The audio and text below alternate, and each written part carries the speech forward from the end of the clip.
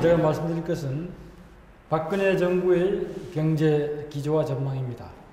조금 아마 경제적인 것이기 때문에 좀 딱딱할 겁니다. 여러분들 항상 경제는 좀 어렵죠? 예, 가능하면 좀 쉽게 설명하겠는데, 이제 박근혜 정부가 출범했지 않습니까? 그래서 국민들이 박근혜 정부는 경제 정책을 어떻게 가져갈 것인가 굉장히 궁금해 하거든요. 그래서 제가 오늘 그것을 자세히 설명드리겠습니다. 다음 페이지.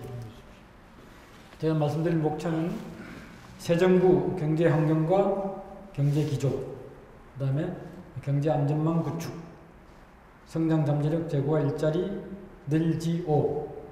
나중에 자세히 말씀드리겠습니다. 늘지오가 뭔지. 그 다음에 경제 민주화, 민생 경제 살리기, 마지막으로 총선 및 대선 공약 이행을 위한 재원 마련 대책, 이렇게 말씀드리겠습니다. 오늘 여러분들 이거 강연 들으시면 박근혜 정부의 경제 정책에 대해서는 완전히 마스터하게 되는 겁니다. 다음 페이지 봅시다.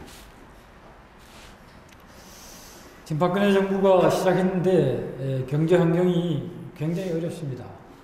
우선 지금 세계 경제가 위기 상황입니다. 세계 경제가 위기가 지금 주기적으로 발생하고 있습니다. 그리고 그 주기가 점점 짧아지고 있습니다. 그래서 고민인데, 이렇게 세계 경제 위기가 자꾸 발생하다 보니까 부자와 빈자 사이에 경제 양극화가 더 심해지고 있습니다. 그 다음에 잘 아시다시피 지금 우리나라가 고령화, 저출산 현상으로 지금 여러 가지 어려움을 겪고 있습니다. 그리고 기업 투자가 계속 감소해가지고 고령화 저출산 현상도 우리 성장 잠재력을 저하시키는데, 기업 투자가 감소되니까 성장 잠재력이 더 저하되고 있는 현상이 발생하고 있습니다. 그리고 일자리의 양과 질이 하락하고 있습니다. 경제 성장이 안 되다 보니까 일자리 자체가 지금 늘어나지 않고 있습니다. 요새는 경제 성장을 해도 일자리 없는 성장이라고 여러분들 들어보셨죠? 경제 성장을 해도 일자리가 별로 많이 생기지 않습니다. 과거처럼.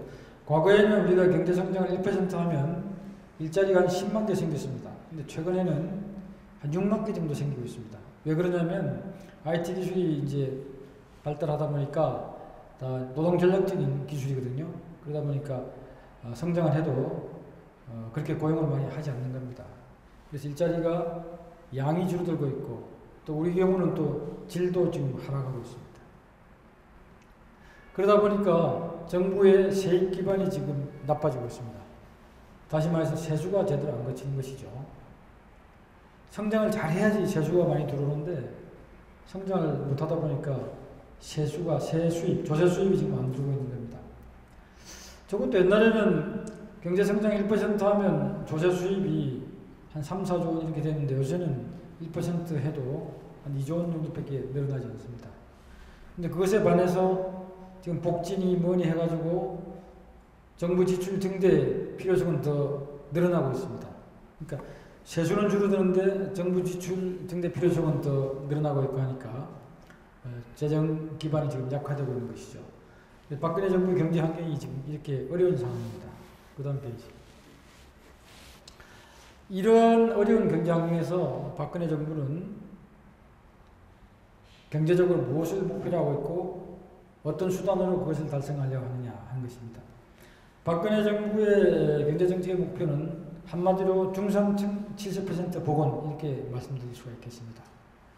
지금 양극화가 진행되다 보니까 중산층이 자꾸 줄어들고 있습니다. 우리나라도 옛날에는 중산층이 70% 넘었어요. 근데 최근에는 64% 정도 됩니다. 중산층이라는 것을 어떻게 정의하느냐면, 중위소득 있죠. 미디언 인컴. 중위소득의 50%에서 150% 사이에 들어가는 사람들을 중산층으로 보통 국제적으로 이렇게 정의를 합니다. 근데 그게 한 64% 되고, 선진국은 평균적으로 한 70% 됩니다. 그래서 선진국 수준으로 중산층을 복원하자는 것이죠. 중산층이 두터워야지 그 나라가 안정이 되거든요. 중산층이 줄어들고 빈곤층이 늘어나면 사회가 굉장히 불안하게 됩니다. 그래서 중산층 70%를 복원하겠다는 것이 박근혜 정부의 목표입니다.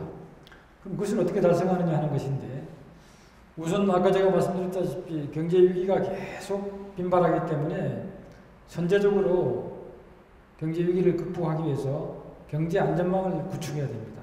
좀 이따 제가 자세히 말씀드리겠지만, 경제 안전망을 구축해서 경제 위기가 오더라도 우리 경제가 흔들리지 않게 해야 됩니다.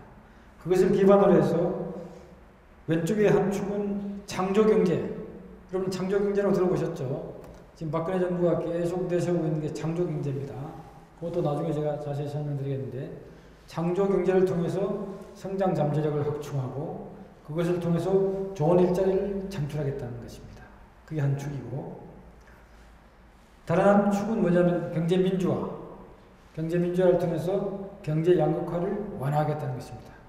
그래서 이 두 축을 통해서 중산층 70%를 복원하겠다. 근데 이 두 축은 시간이 좀 걸리기 때문에 단기적으로 지금 우리 경제가 굉장히 어려움을 겪고 있는데, 왜냐하면 일반 가계가 굉장히 많은 부담을 느끼고 있습니다. 어떤 부담을 느끼냐면 가계부채 부담, 또 보육료 교육비 부담, 주거비 부담, 의료비 부담, 이런 것들이 굉장히 지금 일반 가계를 짓누르고 있습니다. 그래서 이것을 단기적으로 이 부담들을 덜어드리겠다. 소위 말하는 민생경제 살리기죠. 그래서 이것을 통해서 중산층 70%를 복원하겠다 하는 것이 박근혜 정부 경제정책의 목표다. 이렇게 보시면 되겠습니다.